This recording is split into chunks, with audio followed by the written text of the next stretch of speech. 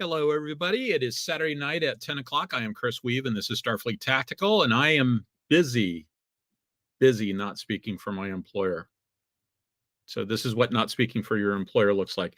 So for what it's worth, tonight we're going to have Alec Peters on. Alec is currently walking his dog, but that actually gives me an opportunity to bring up something that I've been meaning to ask everybody about for a while. So you guys are the people that watch it live, and I'm going to start asking the question, first of all, please tell me what time zone you're in. And second of all, please tell me if you would be okay if I move this up by an hour. And here comes Alec. Hey. Alec. So I was just asking everybody to put in the chat, what time zone are you in? And would you be okay if we move the show up by an hour? Because Alec has expressed the desire that he's not happy with a 10 o'clock show. And to be honest, I don't normally stay up. Usually 10 o'clock is my bedtime. And if I'm going to be doing a show at 10 o'clock, that means I have to be, shall we say, more caffeinated than I would normally be at 10 o'clock. And so basically, I don't get to like 1 or 2 in the morning, even if we finish at 11.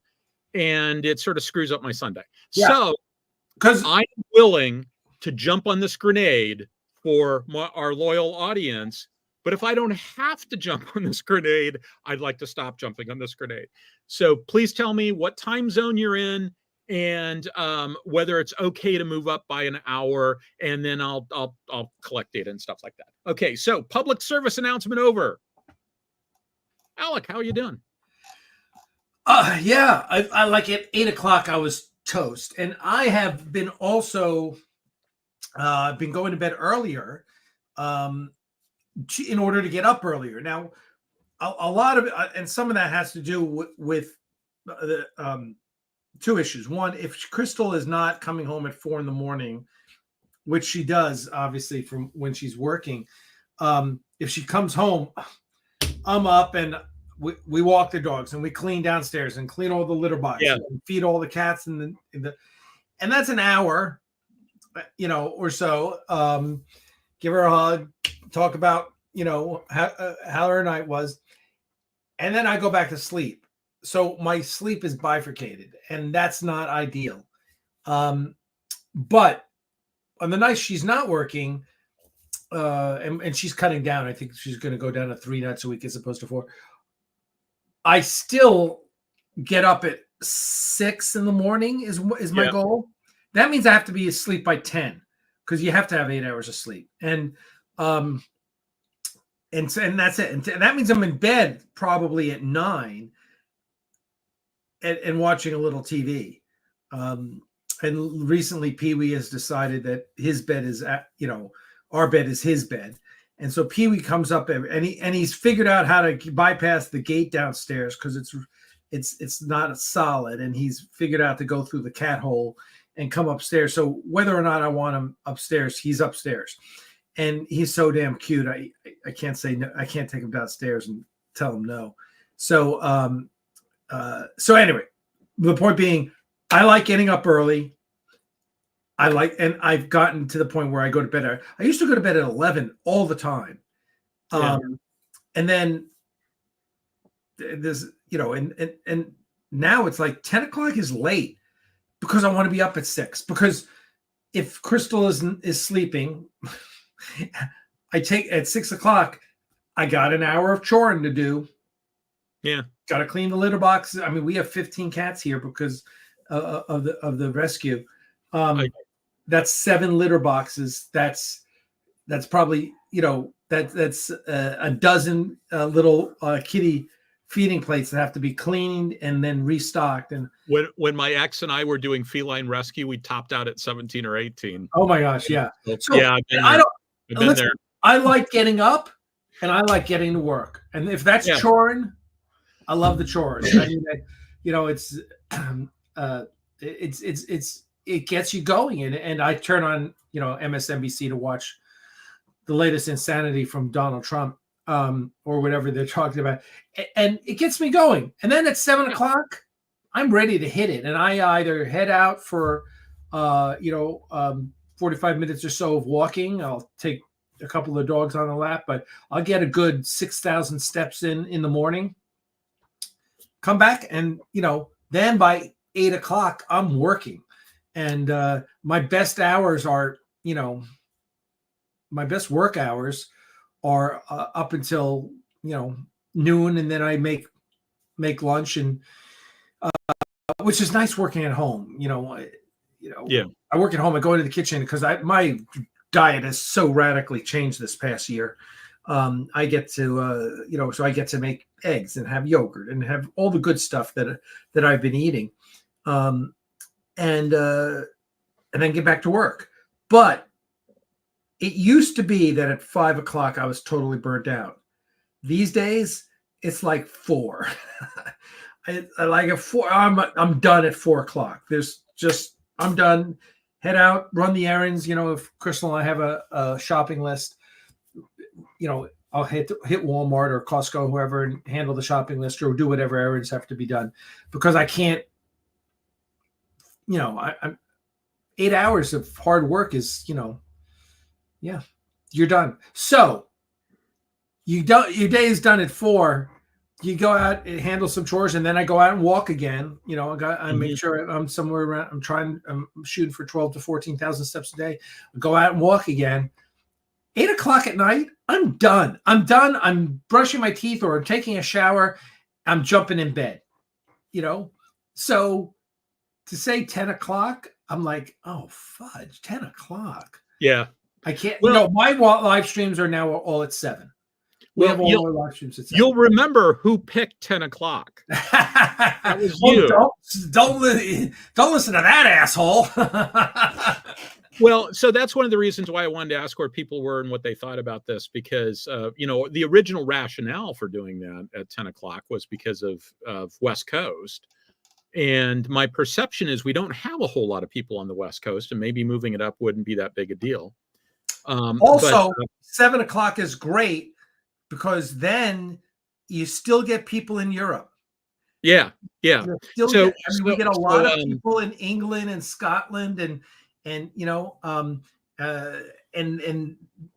midnight for them is, remember, they're taking naps in the afternoon, and then so I would urge you to move it to 7. I think it'd be universally be a great. The only thing is you're not going to get as many West Coast people, which I don't, as you point out, you don't get as many as it is. I do want to ask, Jacques said that it's too late for me, even though I'm on Pacific time. Did you mean too early? Because I'm talking about moving it from 10 o'clock my time to 9 o'clock my time. Yeah. So if you could clarify that for me. So, but I think we've got a lot more people in Eastern time zone than we do others. Well, I run in my day job, I'm a war gamer and a professional war gamer. And so I run a professional wargaming conference in April, and we do everything between 10 o'clock and 10 a.m. and 4 p.m. And that is the time zone that I call Washington State to Warsaw. Because if nobody has to do anything heroic to watch the show live, if you do it between 10 o'clock and 4 o'clock from Washington State to Warsaw. If you're in Australia, I'm sorry, I can't help you. There's just no way. If you're in Japan, I can't make that work. I've done a lot of VTCs with Australians and a lot of VTCs with the Japanese, and there's just when you're 12 hours off, there's just no way to make it work. But I can make it work for everybody else. So tonight we're going to talk about the original Battlestar Galactica, which I rewatched today. And I also watched a few videos and did a little reading, and there's a whole bunch of stuff that I thought I understood about that show that I was totally and completely clueless about. So I'm looking forward, and of course you knew Richard Hatch reasonably well, and I'm looking forward to finding out if he had anything to say about the show. I imagine that you must have talked about it at least once. And so I'm going to go ahead and pull up some slides real quick. As sort of just a way to, let me switch it to that one because we don't need the big slides, I don't think. This is just mostly so that it's a little bit of structure. The one place where that isn't the case is this slide. So I think I'm doing a show next week. I think I'm doing a show the next 3 weeks, actually. Then it potentially gets a little dodgy because I'm going to be at a science fiction convention, and then I'll probably be back home, but I don't know if I'll have a time to put a show together because I think I'm basically going to leave town on like the 22nd of November and be gone for 10 days. So I don't know if I'm going to have the opportunity to put a show together. So I'd prefer to, I'll probably need the vacation, but that's what it sort of looks like for the next couple, basically through the end of the year. So I'm going to throw up a bunch of images. It's worth pointing out that all the images that I've pulled down from the web, this is for educational purposes, and I'm going to offer some critiques of the images as I see them. I pulled down some photos and a bunch of Ralph McQuarrie paintings because, of course, he did a lot of the design for it. And I also discovered, I discovered recently that there's 2 links between Battlestar Galactica and Star Trek. Do you know what those 2 links are? The original? The one of them is to the original, and one of them is to Next Gen. And the movies, the original movies. Okay.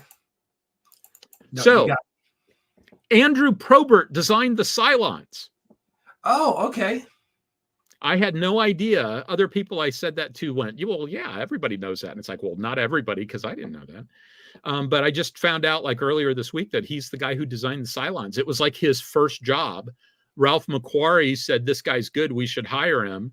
And he was given the task of designing the Cylons. The Cylons he designed were sort of that bronze color.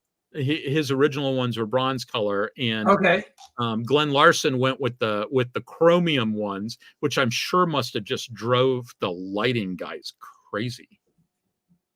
Because there's having all the weird light effects coming off of it, and the spots added to the effect. But how do you prevent like some camera guy from showing up the reflection? So I'm sure that drove them to distraction. The other link there is, as it turns out, as I'm going to point out in just a second, this show has actually had a longer gestation period than you might think. And one of the people that Glenn Larson was talking to about it and bouncing ideas off of and getting feedback from was Gene Kuhn. Oh, wow. Really? Yeah. Now, so for those of you out in the audience who don't know exactly who Gene Kuhn is, Gene Kuhn, it might be an exaggeration to say that Gene Kuhn did more to define Star Trek than Roddenberry did. It might be an exaggeration to say that, because he did a bunch of the stuff. He was basically the nuts and bolts guys that sort of defined the original series, and was responsible. Somewhere I saw a long list of all the different things that he was responsible for. And so so that's a pretty solid link. That is okay. That's impressive. Okay, so this is just things we're going to talk about. We don't have to limit ourselves to this, but this is just sort of things we'll talk about. I've always loved this painting. Isn't that just a fantastic painting? Let me hold on. It's the Ralph McQuarrie painting of the bridge with the huge view screen. Yeah, and this is actually in all my first Axanar, all of the kind of when I was doing our vision board for Axanar, this was Starfleet headquarters. This was what I was looking for. And so we actually, this was going to be set up very much like this on our green screen. So we had a cycloramic green screen set up in the corner of the 15,000 square foot studio. And so the wall was all going to be green screen. Then we were putting a platform down just like they have here. And then below that were all the console units that we got from Ender's Game. We got all these great, you may have seen them when you you were at ours. So that's how we were going to do Starfleet headquarters, and it was all. And so this was the image I was showing everyone. Like, okay, it's all going to be green screen. It's all going to be one big screen, and so. Now we didn't have that little pedestal on the right there. That was not it. It was going to be much more a table like in Star Trek 4. But yeah, so yeah, I love this. I love this image. I love it too, and I love the idea of what you said there about it being Starfleet headquarters. That would be fantastic, with just having like there's ship locations. When was the last time we actually heard from the ship, right? So that would be fantastic. That would be fantastic. Yeah. I've hypothesized in my own sort of headcanon and all of this, I've hypothesized that main deflector dish has a secondary duty. And that's the primary subspace array that they use when they're really far out to broadcast back to headquarters. And so when a U.S. Navy submarine, and presumably other people's submarines too, but I know the U.S. more than I know the others, they will do something known as the broadcast, where basically the hour is divided into however many submarines are out there, and that if there's a message for you, it's going to be at 7 minutes after the hour, and you've got like a 2-minute window where they will broadcast stuff to you at 7 minutes after the hour. So if you want to stick up an antenna, that's a good time to do it.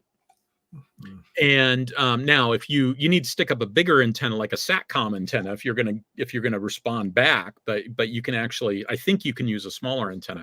The submarines are constantly changing antennas and stuff like that. So like all the submarine antennas that I worked with back when I was doing exercise reconstructions, ASW reconstructions, all of them are different. They've replaced them all, and I've got no real idea what the new ones are because I'm not in that business anymore.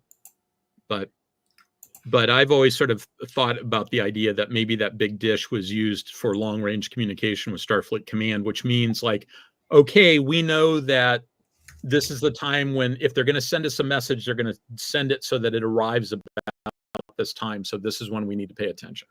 So. Gotcha.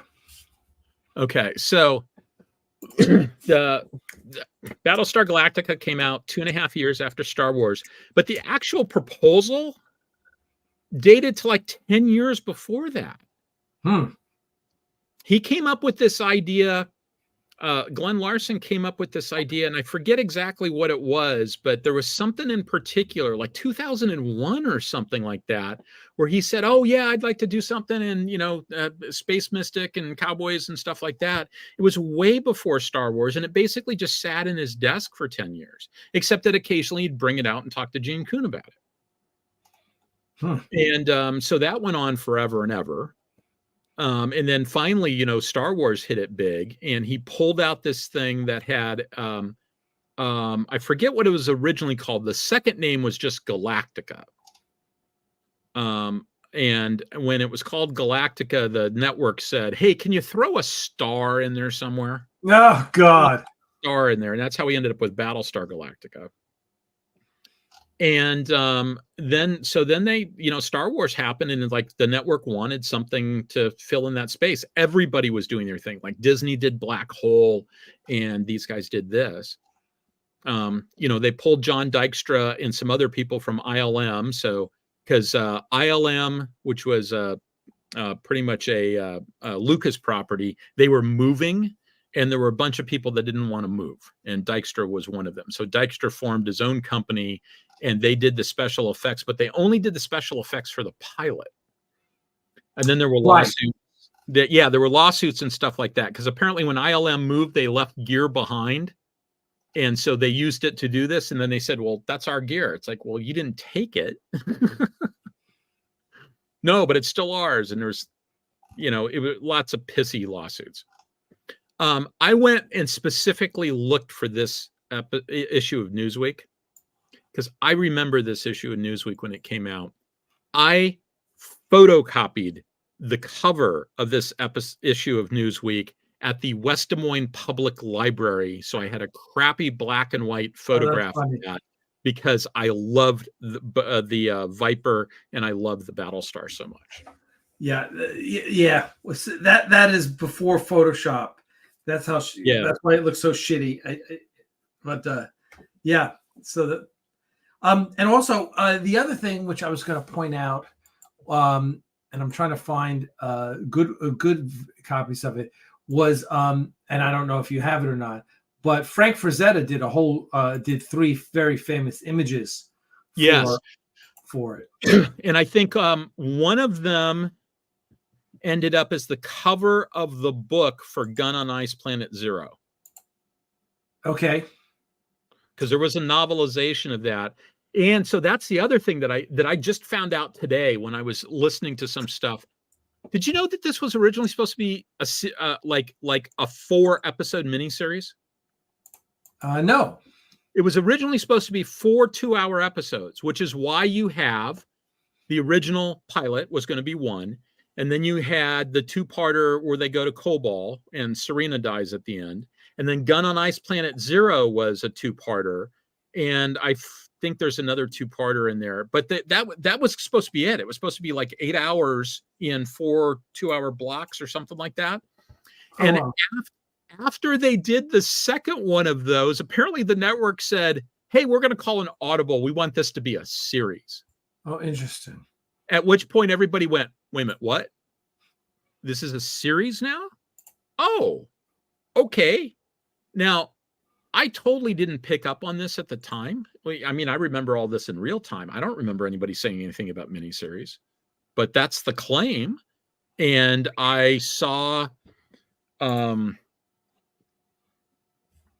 it was an interview with Dirk Benedict, maybe? It was an interview with somebody who said, oh, yeah, the writer's room was just thrown into a tizzy because all of a sudden the plan has changed and they're not going to do the next one right away. There's going to be this gap. And so like we need a script tomorrow.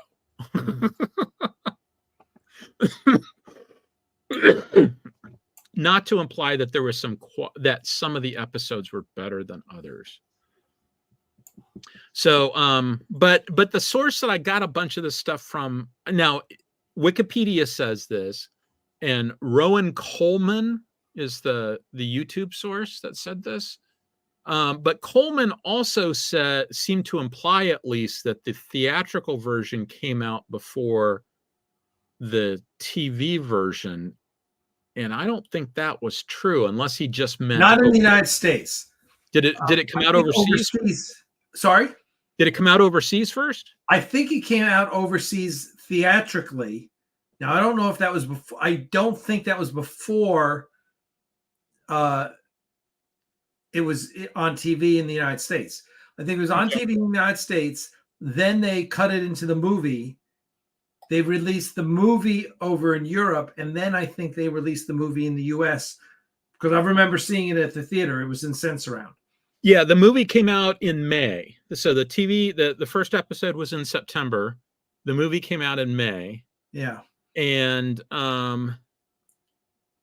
the movie has some differences. The big one is that Baltar is killed in the movie, and he's not in the TV show. And they left stuff on the cutting room floor because the TV pilot was 148 minutes and the movie release was 125 minutes. And they left out scenes like, for instance, and I watched the theatrical release today because my copy of the TV show, which presumably has the 148-minute version in it, is currently in my storage locker. It accidentally got mixed in. A box of DVDs got mixed in with all the books, and so it's in this big stack of books, and so I don't have access to it. So I watched the shorter version, which does not have a scene that that 13-year-old Chris was very, very impressed by, which was a partially clothed Maren Jensen talking to Starbuck, because she was in her quarters changing, and he walked in on her to have a conversation with her, and she's sort of standing there. You know, you couldn't really see anything. Right. But you know, I was 13. I didn't have to. By the way, so the Maren Jensen like disappeared. Yeah. She had chronic fatigue syndrome. And she's resurfaced. Yeah, running a cosmetics company.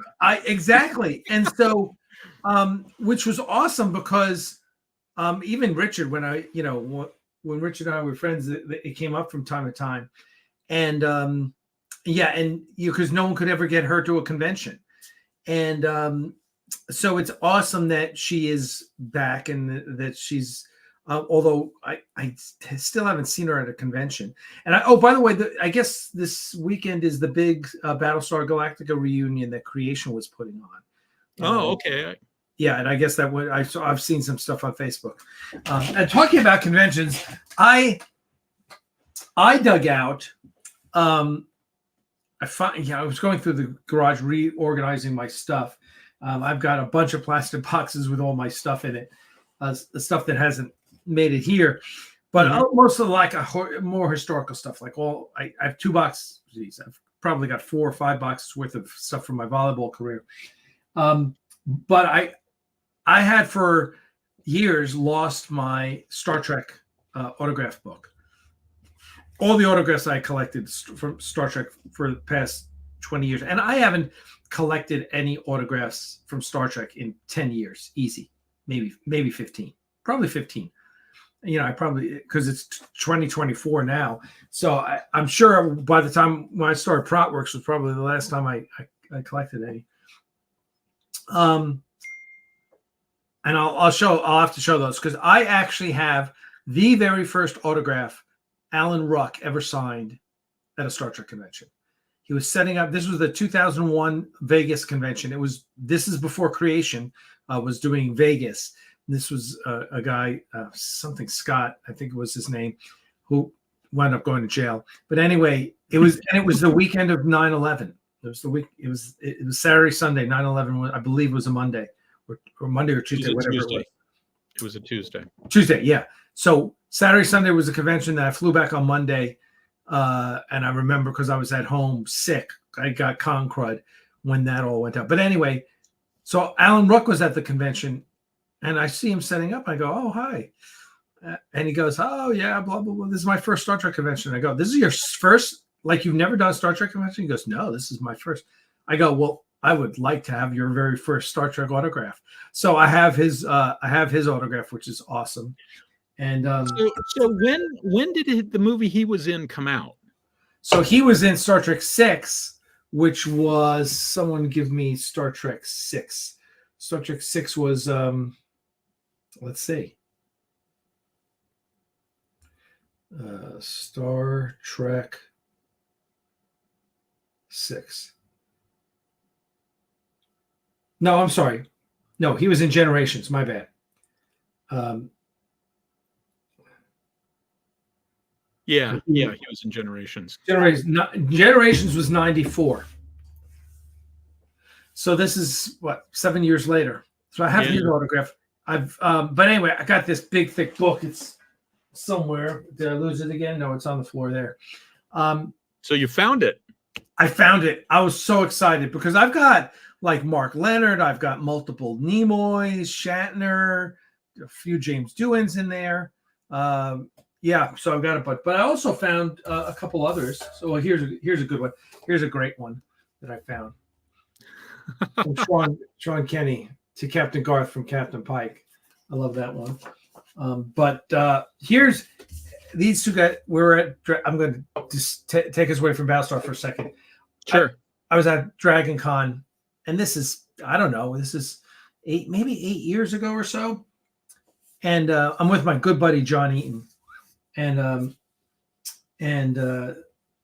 trying to think, maybe it might have been longer than that. It might have been 2015 now that I think of it. And we go upstairs and we're going to go to the autograph area. And so as we go upstairs, there's like a room on the right. And I said, who's in there? And John goes, Ernest Borgnine and Martin Landau. I'm like, are you fucking kidding me? Wow. And there's no line? So we go in there. There's no one in. There's like 3 people in there. So I go first. We go up to Ernest Borgnine, and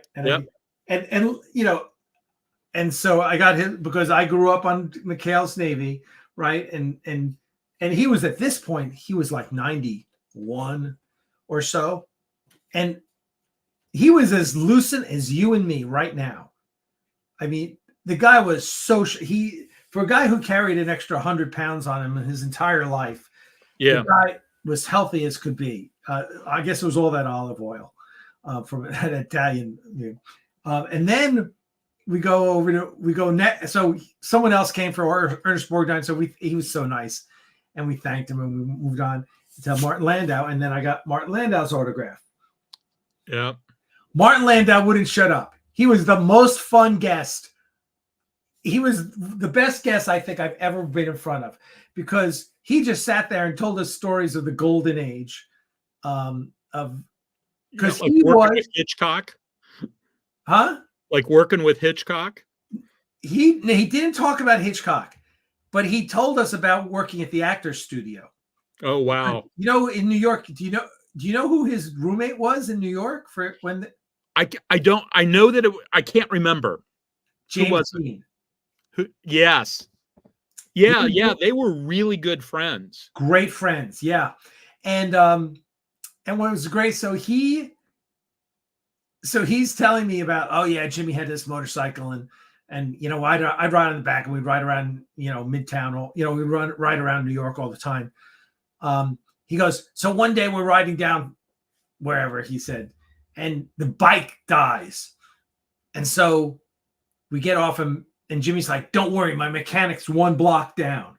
So we take the bike and wheel it around the block in New York and pull in. He goes, and he literally, this is Martin Landau, he's talking to my friend John, and he goes, you know who the mechanic, we pull the bike in, you know who the mechanic was? And I'm like, no.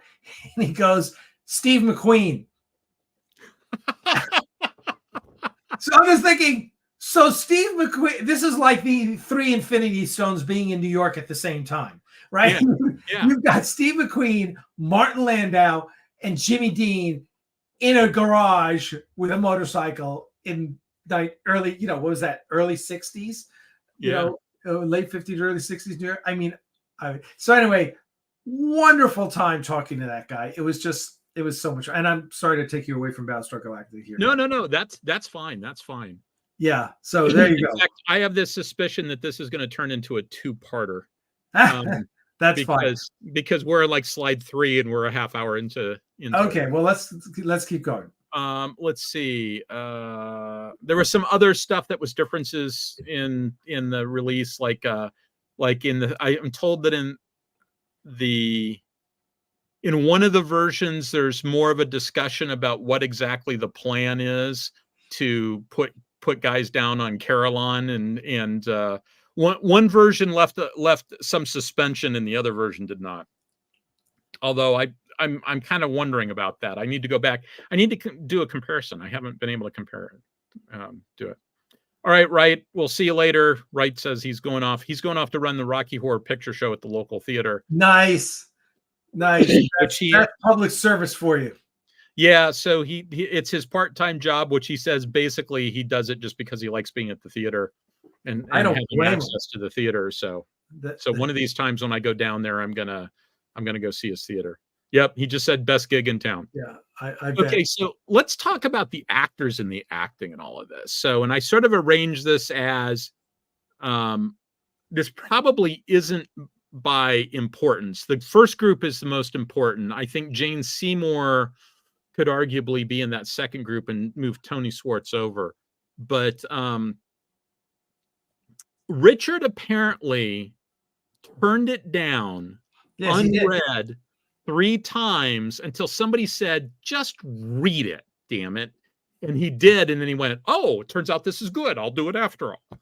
Well, okay. So that's not quite true. Okay.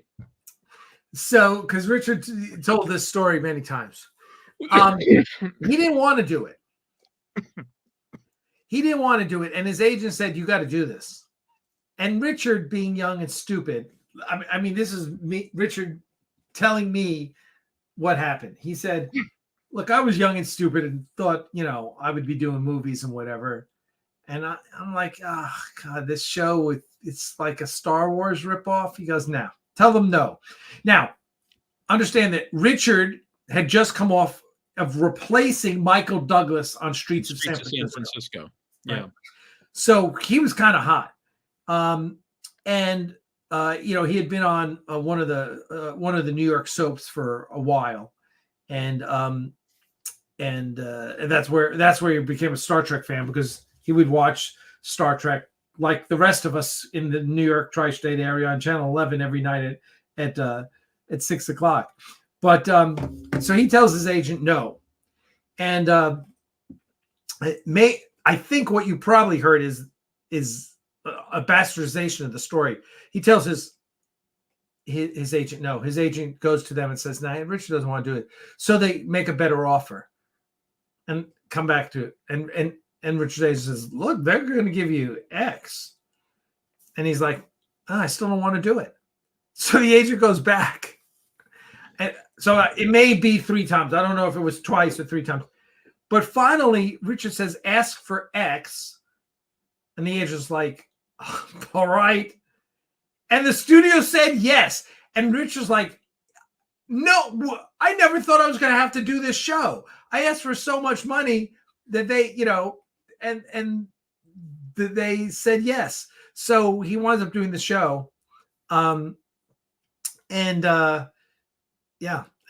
that's how we wound up as leader, who, of course, you're missing from the pilot, Rick Springfield. Yes. Yeah. He dies. He's gone early. He dies. And so he's one of the characters that I kind of find problematic. I mean, my big gripe with this, and I knew this even as a 12-year-old or 13-year-old, whatever I was at the time. For people that just had their entire civilization wiped out, for people that had been at war for 1,000 years, they were awfully gullible. For people that had just had their civilization wiped out, they were awfully gullible. And you've got Starbucks saying, like, "This is my opportunity to get out of the military. I can be the agent for these girls." And it's like the manager for the singing, like, what are you babbling about? What are you talking about? And it was clear, they're trying to humanize the character. They're trying to have banter. They're trying to do all this other stuff. And it's like, none of that is appropriate for the situation that you're in. It just doesn't make any sense. But I had no idea who Rick Springfield was at the time, because this is pre-Jesse's Girl. He had already been like a musician in a band somewhere that had some like local knowledge. Local rep, but he hadn't made it big yet. And then he does this thing, and he's in there for the first couple of scenes and dies gallantly, and the rest is history. Yeah. So we did in 1999. I went to work for an internet auction in Pennsylvania, and the idea was, and this is before eBay was big, it had just gone public, and there Amazon still had auctions, and Yahoo had auctions, and Auction Universe, it was all still playing out. So our focus was on collectibles, and the idea was to be vertically integrated. So we had the auction site, and we had a website and newsletters, and we wanted to do a live show, a live collectible show. So I'm like, okay, I said, and I said, well, I know Richard Hatch. Why don't I talk to Richard? Maybe we get some of the Battlestar Galactica people to get my guy. So my boss loved that idea. And I put together Richard. So it was Richard, Dirk, Ann Lockhart, and Herb Jefferson. And, the one who played Bojay, Jack Stauffer. Okay. And so we had, and that was right after Richard had released his trailer. So I think we were like the second show to really highlight his trailer. So I knew all those people. The trailer was interesting, and what he wanted to do was interesting, and what Bryan Singer wanted to do was interesting. Absolutely. Speaking of 9/11, I mean, there was almost a feature film set in this universe that got kiboshed because they couldn't get the equipment across the border into Canada where they were going to shoot the movie. They had the sets made. They were ready to rock and roll. and it looked like it could have been good. And it's funny because when the reimagined miniseries came out, you may recall that there were a small number of really, really butthurt 1978 fans. Oh yeah.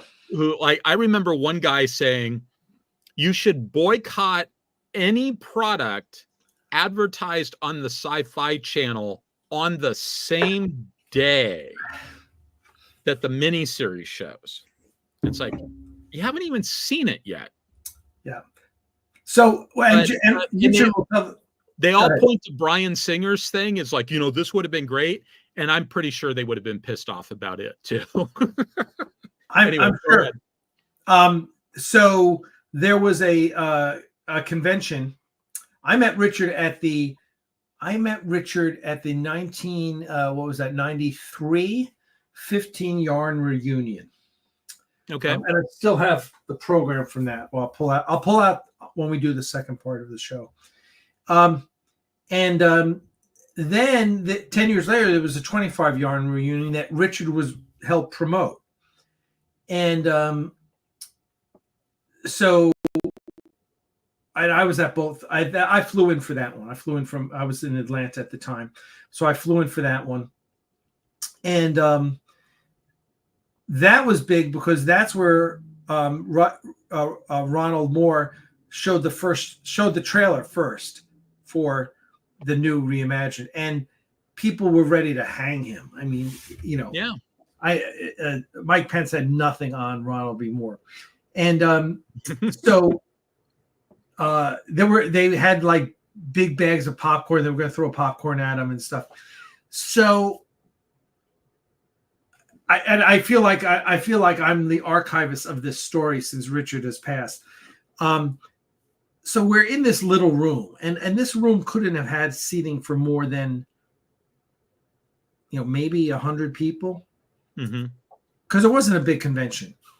But they had everyone who was alive except I don't think Terry Carter came back, and it was packed.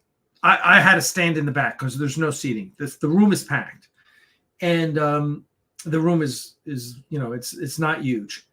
And Ron's up there, and he's telling everyone, well, look, just give it a shot, And so we see the trailer, and I'm like, holy fuck, this is great. And I'm not a purist, right? I mean, Richard wanted to bring back, his something along the lines of the original. And Tom DeSanto was there. Tom DeSanto was the producer with Bryan Singer. And Tom DeSanto there was another event where Tom DeSanto told you what they were going to do. And what they were going to do was bring back, and it wasn't exactly what Richard wanted, but they were going to basically bring back the original crew. It was the same thing. And I think Dirk Benedict was signed on, and all. And in that one, Richard had been lost. Apollo had been lost, and Starbuck was now in charge of the fleet. So Boxy. Was it Boxy? Yeah, who was going by the name Oren or something like that. Yeah. It was Boxy. Okay. Yes. Yeah, Starbuck had been lost like 10, 15, 20 years earlier. Yeah.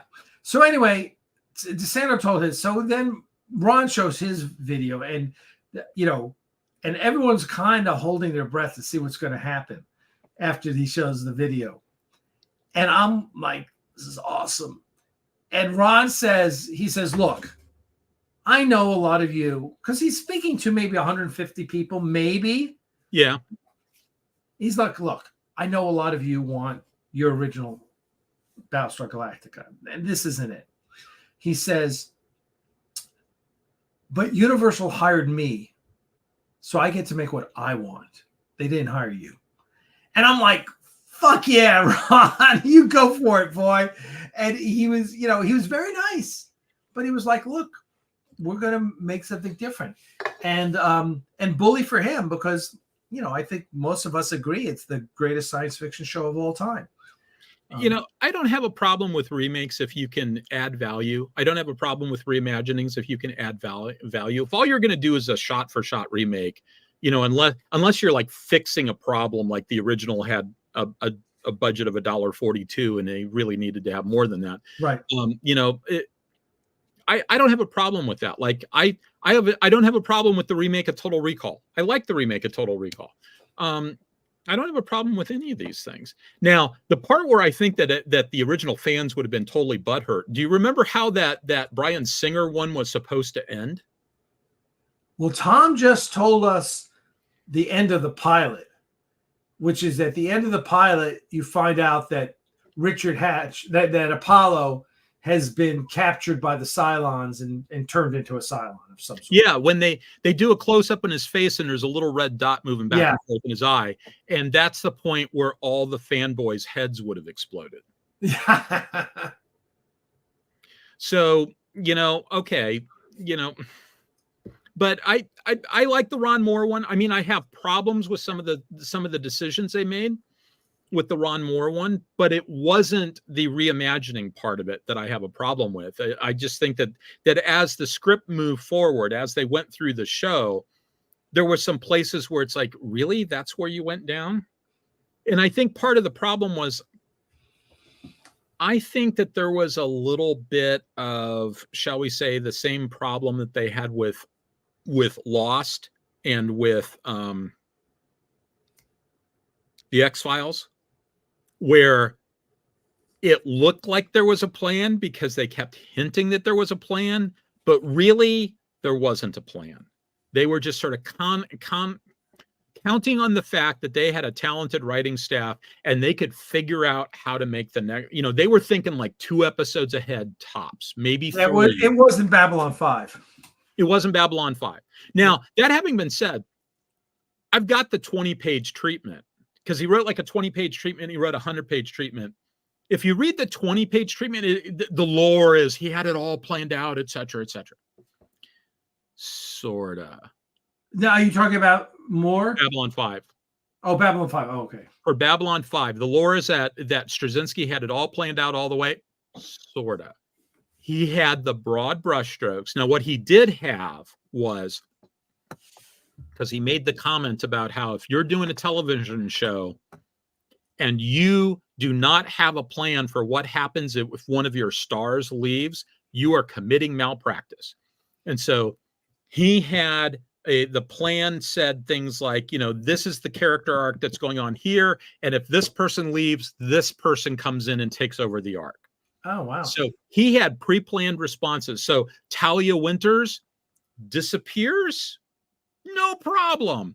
I mean, it's pretty clear if you look at what was going on in Babylon 5, the original plan was going to be that Catherine Sakai is the one who gets taken by the shadows and gets turned into... Oh.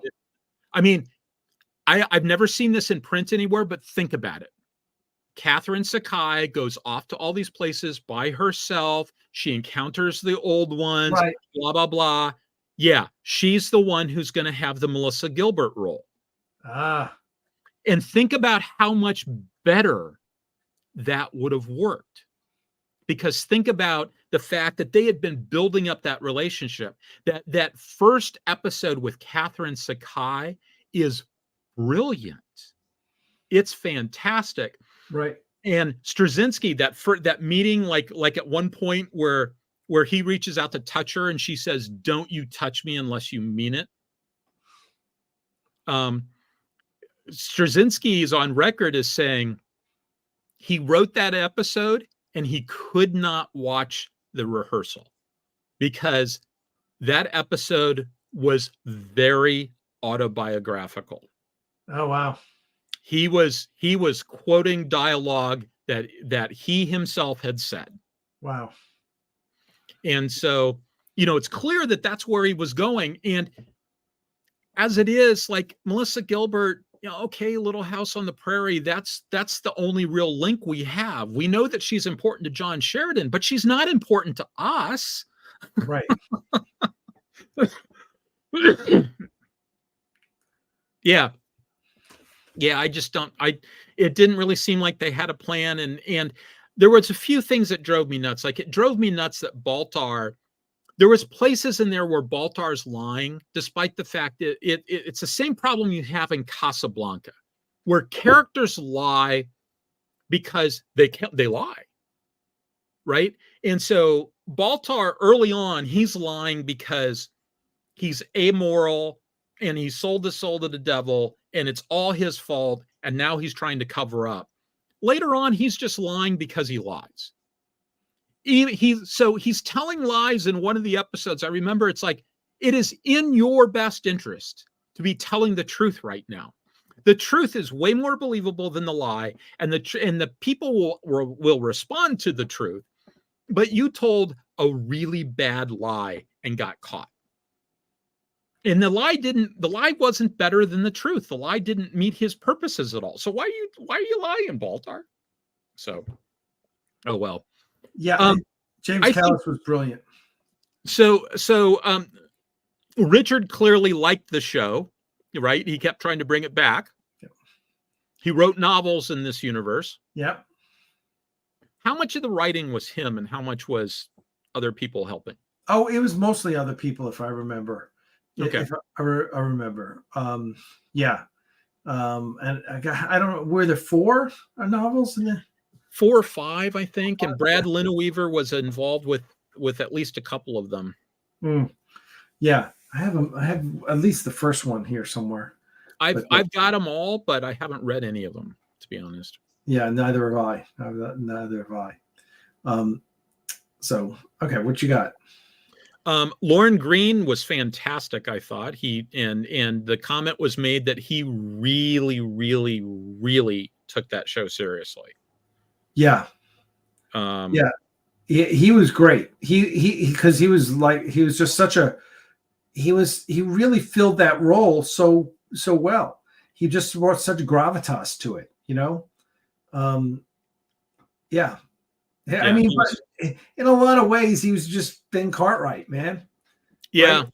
You know, which that's the reason that Bonanza show is so great. Yeah, it really was. Dirk Benedict, I thought, was reasonably good, but I thought that I think the problem with him was more about the writing. There are places where the writing. Pat Doyle's actually listening to the show, and he sent a picture of all the Richard Hatch novels, and they're very, very small on my computer screen, so I'm not even going to try. If those are, I can't tell how many there are because I'm not sure where they start and stop. So maybe Pat, who's listening, will send me a text message telling me how many of those are actually Richard Hatch novels. So I thought Dirk Benedict was actually pretty good. And I thought, to be honest, I think there was only one bad actor in the show. Okay. Who was that? Maren Jensen. Yeah, she hit me as she was just a little. Also, she didn't have much to work with, to be honest with you. No, she didn't. They did a shitty job of writing for her, which didn't make it any better. And this was, I put this in the category of they threw her into the big leagues a little early. She needed a little bit more seasoning. Probably. But they really didn't do anything with her. No, I thought she was stunningly beautiful. Yes. Yes, she was. Like over the top, like, who the fuck is that? I just had a huge crush on her. I did too. I just thought she was spectacular. But she was a model in an acting role, and it kind of showed. Laurette Spang, on the other hand, was fantastic, and Lockhart I thought was pretty good when you actually got to the show and away from the pilot. Yep, I thought she was pretty good. Terry Carter was pretty good too. Terry Carter was born in 1928, so he was actually a little long on the tooth. I thought he was great as Ty and underused. Yeah, I wanted to see more of him.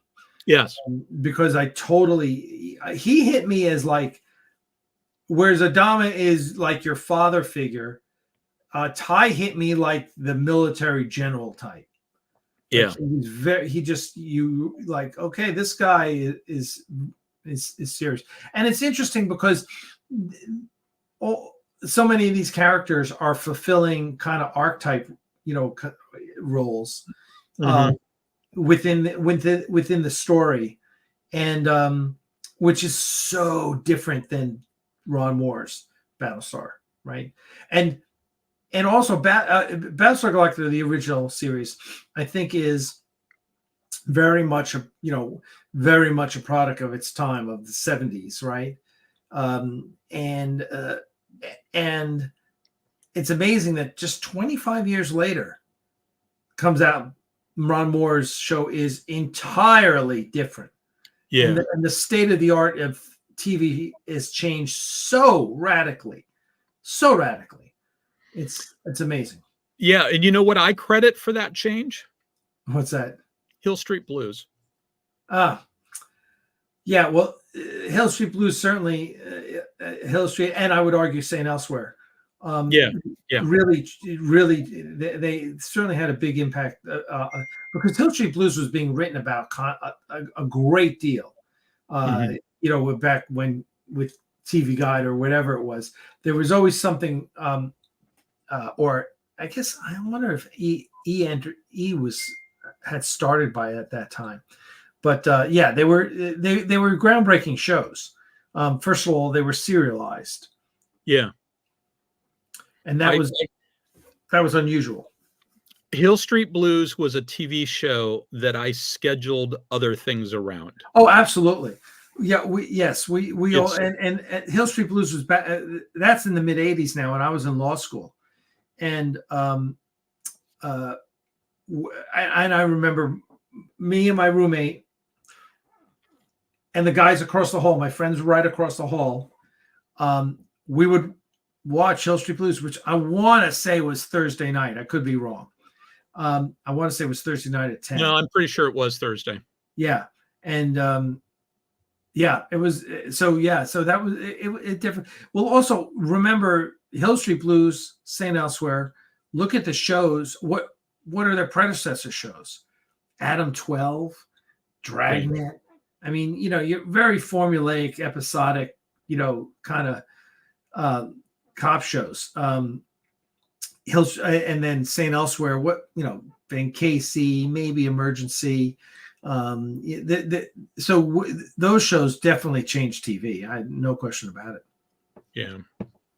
Yeah. So Pat says that he's got 7 novels by Richard Hatch. 7. Okay. 7, which is more than I thought there were. Wow. Which means I need to double check. I used to have all this stuff in a database, but I no longer have access to the software database. So I have 18,000 entries in my database, and I can't use the database anymore. I typed in 18,000. 18,000 what? My library. Oh, you have 18,000 books? No, it's more than that. Because, for instance, it includes some magazines, and it also included videos and stuff like that. But like for the Submarine Review, I have every issue of the Submarine Review from its inception up through like 2003, 2004. So I had like 20 years of the Submarine Review. That's one entry in the database. Holy shit. I have every issue of Star Trek the magazine, which only ran for a couple of years. Yeah, it was a great magazine. It was fantastic. And so for those of you who haven't seen it, the thing about Star Trek the magazine is they had 3 kinds of articles.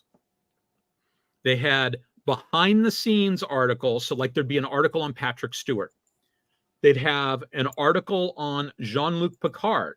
If it's an article on Jean-Luc Picard, they don't mention Patrick Stewart because Jean-Luc Picard's article is an in-universe article. It's not about a TV show. It's about Starfleet and Jean-Luc Picard.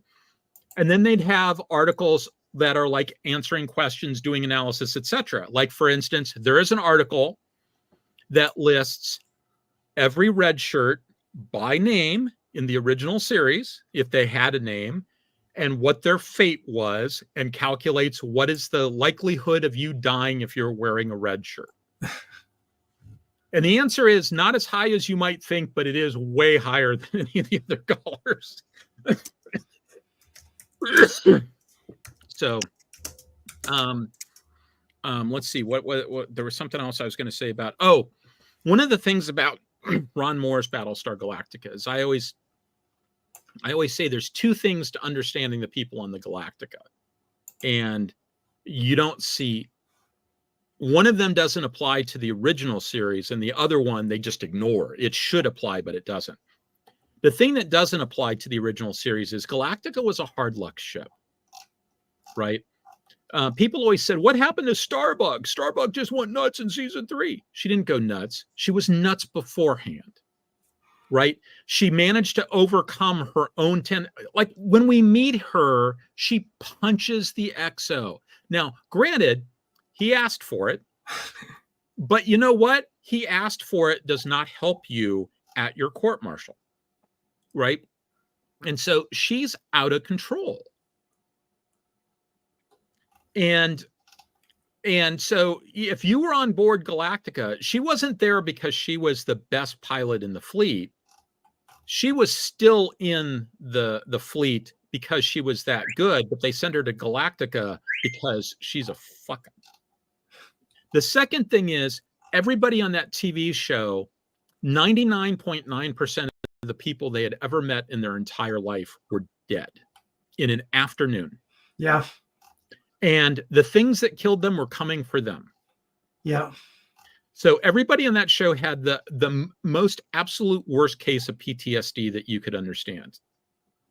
So none of that PTSD. So Galactica in the original series was supposedly like, one of the best ships in the fleet. So, okay. So that first thing didn't apply, but the PTSD thing should have, right? There's way too many happy people on the Galactica. Yeah, I think that's true.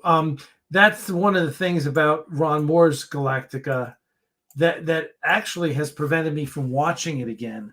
It's kind of oppressive. Yeah, it's because everything that you just pointed out about the original is fixed in the other one, or in the new one. It's kind of gloomy, and they're losing people all the time, and the president's keeping track of how many people are alive in the fleet, and just the very first episode, 33, it is just fucking brutal. Yeah, it's brutal. It's it's brutal, and it's relevant because they're talking about the Olympic liner and Olympic carrier, I think was the name of it. Yeah, Olympic carrier. The Olympic carrier. And being that we all just came out of 9/11, this is the scenario. What if a 747 full of people is headed towards the White House? What are you going to do about it? You're going to shoot it down, right? And Ron Moore is putting that scenario in, into science fiction, and so it's something we can all, it kind of hits home, kind of relate. It's kind of relatable. Like, we've heard about this. We've thought about this. Yeah, that there's some people that the flight that went down in Pennsylvania, Flight 93, was being intercepted. Yeah, that's what I heard. And the thing is that it was being intercepted by a pair of F-16s, one of which was the pilot was an officer named Heather Penny. I remember her name because she now works for the Mitchell Institute, which is a think tank associated with the Air Force Association. And so I've read a bunch of her stuff. Oh, wow. But she's the junior pilot. She's the wingman. And they go out, they were out on like a training mission or something, and they are going to do the intercept. They don't have any weapons. Oh, wow. Really? No, you don't normally fly with missiles if you're on a training mission. Right. See, part of the deal with flying with missiles and stuff like that is that, they don't just leave those things around in the hangar. Those are in the armory. So I know that with P3s, if you were going to actually carry weapons, it added a huge amount of time onto your prep before you took off. And it added a huge amount of time afterwards because they had to offload the stuff back into the armory again. And, there's always the danger of like an accident or something like that. So you don't fly with weapons. Well, what about the guns? Why charge the guns? Why put the ammo in them? Right? It's just there's always the risk that somebody on the ground is going to do something stupid and hit the trigger or something, or they're going to have a malfunction. So you don't load them unless you think you're going to need them. And needing them are, I'm going to use them on a range or I'm going to go to war. Gotcha. Neither one of those are true. And so they're just getting flight hours in, right? It's just about getting flight hours in. Now, like if you're on strip alert and you're intercepting Russian bombers coming in, you're armed. But this was a training flight. They're not armed.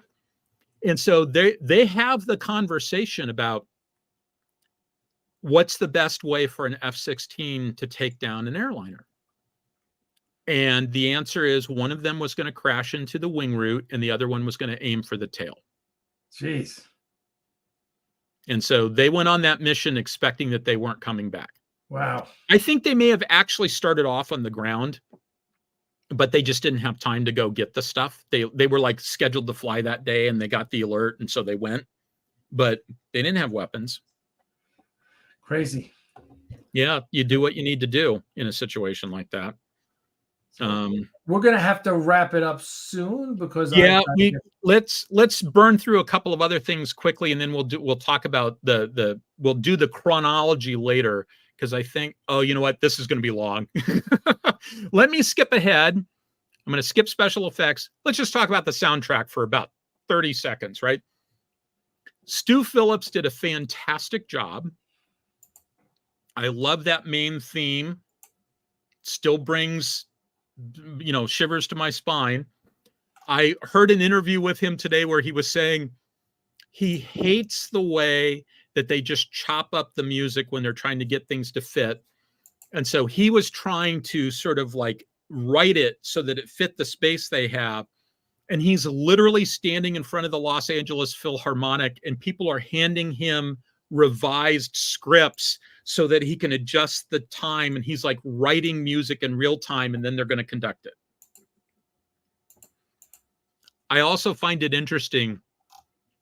People ask Bear McQuarrie, the guy who did the music for the new one, what do you think of Stu Phillips and his stuff? Oh, it's fantastic. I loved it. I loved everything he did with that show. It was fantastic. Somebody asked Stu Phillips what he thought of Bear McQuarrie. There was a lot less enthusiasm. Oh, really? Yeah, he did not like the new style. Well, again, it's 25 years later, and Stu Phillips is a different era. You're aiming for a different effect. And I've always thought that the sound of a movie is perhaps even more important than the visuals, which seems... and Mark Edward Lewis, our editor at Axanar, will tell you the same thing. Yeah. I mean, when you're a kid and you're watching a scary movie, like on late at night on TV, and you're getting too scared, what do? You turn the sound down. Yeah. Turn the sound off and it's not scary anymore. When you think of the movie, I don't know, Psycho, what do you think of? Yes, think of the sound. You don't think of the visual. I mean, that's the thing that comes to mind. Yeah. Visuals, Hitchcock was very limited in what he could do. But the sound was perfect. And so I think, the original Battlestar was much more of a, theatrical experience sort of thing, right? Like Star Wars. So, yeah, I agree. No, the music that theme is really fantastic. So, one quick other little example of that. Do you remember the Next Generation episode We'll Always Have Paris? Sure. Okay, so Michelle Phillips stars as the woman that Picard had left sitting in a cafe because he knew that he could either be with her or he could be in Starfleet. And the answer was he needed to be in Starfleet.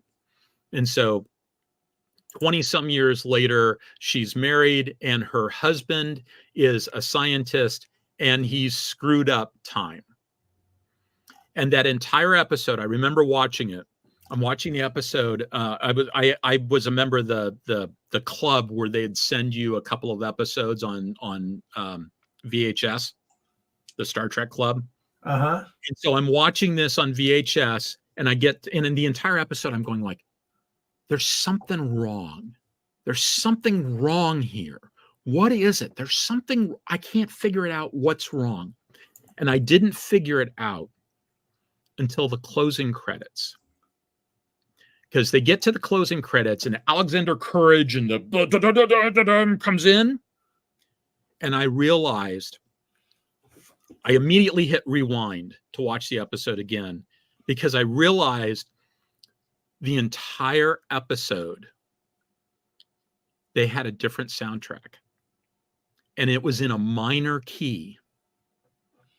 And so the entire time you're going, there's something wrong here. What's wrong? Well, the answer is, Michelle Phillips's husband had screwed up time. But it was, and I didn't even know until the end. It's like, I know that something's wrong, but I can't tell you what it is. So that's the power of a soundtrack. Interesting. So, okay. All right, so we should call it quits. So, yes. So one last thing, we'll do a very quick thing. If you weren't here at the beginning, we're thinking about moving the show to an earlier time period. So please, if you haven't yet done this, tell me in the chat what time zone you're in, and if we moved it an hour earlier, would that affect you?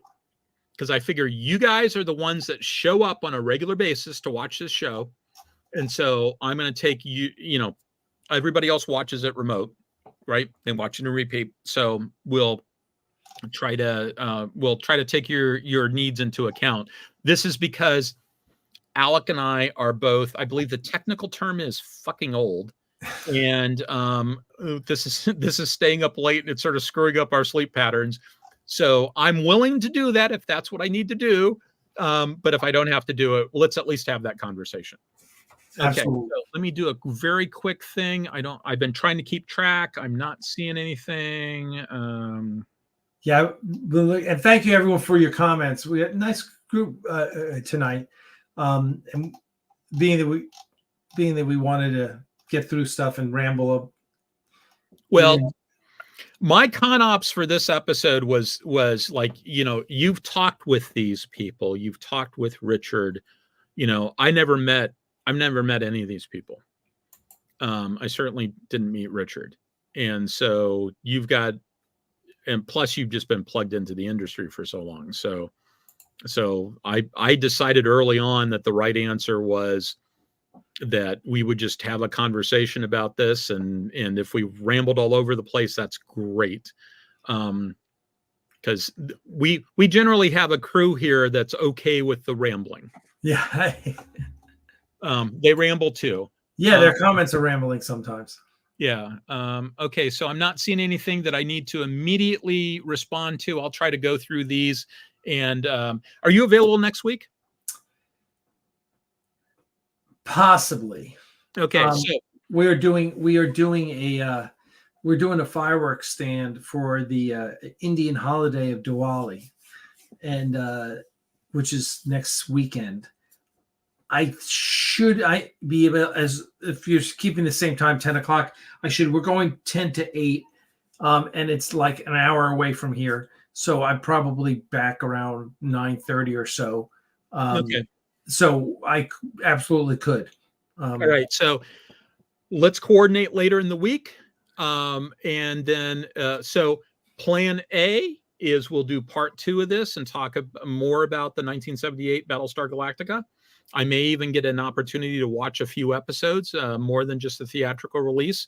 And plan B, if that doesn't happen, the next thing I think that's up on the list, I decided to try to, Chris Carlson and I have been talking about naval stuff, and we tie it into science fiction, but we were really kind of focused on the U.S. Navy, and it was time to actually okay, let's do some of the shows are about the U.S. Navy with some science fiction in it, or about navies with some science fiction in it. Some of them are about science fiction with some navies in it.